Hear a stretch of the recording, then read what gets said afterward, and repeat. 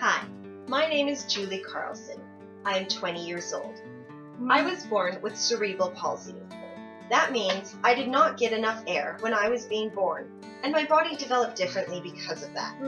I am faced with more physical challenges than most people.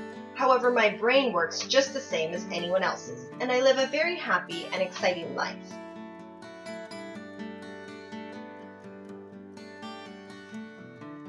Currently, I keep busy with swimming, a cooking class, hanging with friends, and advocating for people with special needs in my community.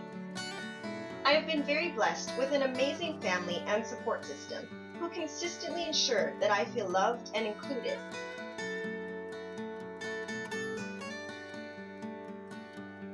Because of this, I feel passionate to advocate on behalf of other people living with unique abilities who might not be experiencing as much support as I am. I may not be able to speak out verbally, but I have found other ways to communicate so that my voice may be heard.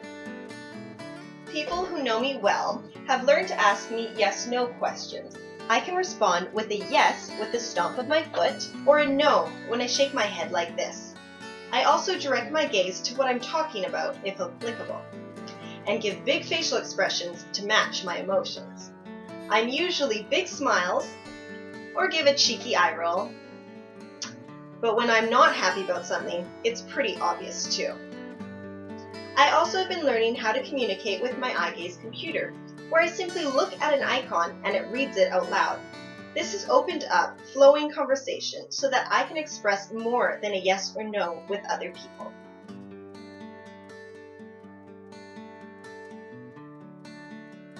When I was younger, I felt misunderstood most of the time.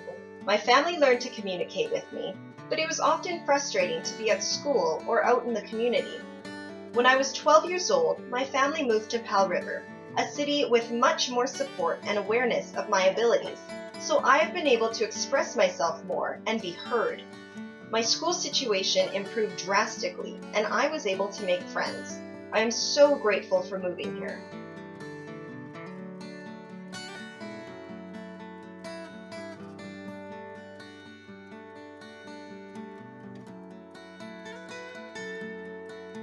Eight years later, I still have the occasional encounter of feeling misunderstood when someone sees my wheelchair and recognizes that I can't speak verbally.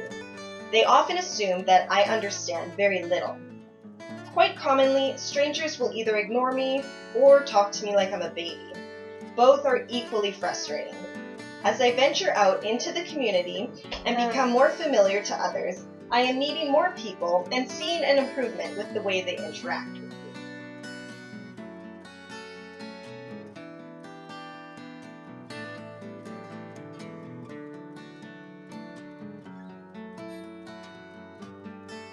Inclusion to me is when people can look past my wheelchair and my physical struggles that I deal with on a daily basis and take the time to get to know me. I hate the feeling of being ignored or talked down to as if I'm still a kid or don't matter. But then again, who wouldn't? I am passionate about sharing my story with others in order to educate people on what it's like to grow up and live with unique abilities such as my own.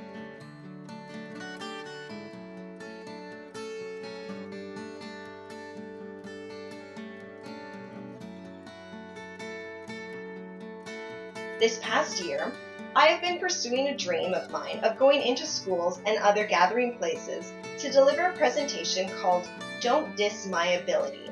The purpose is to encourage people to treat everyone with respect and to look past outward appearances. Everyone has the right to feel included and like they belong. Eventually, I would love to take my presentation outside of Powell River and continue advocating for people who commonly feel misunderstood.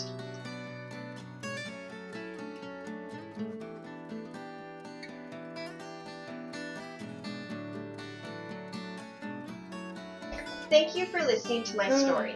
I hope you feel encouraged to take the time to get to know someone past outward appearances and discover the true gem that each person is inside.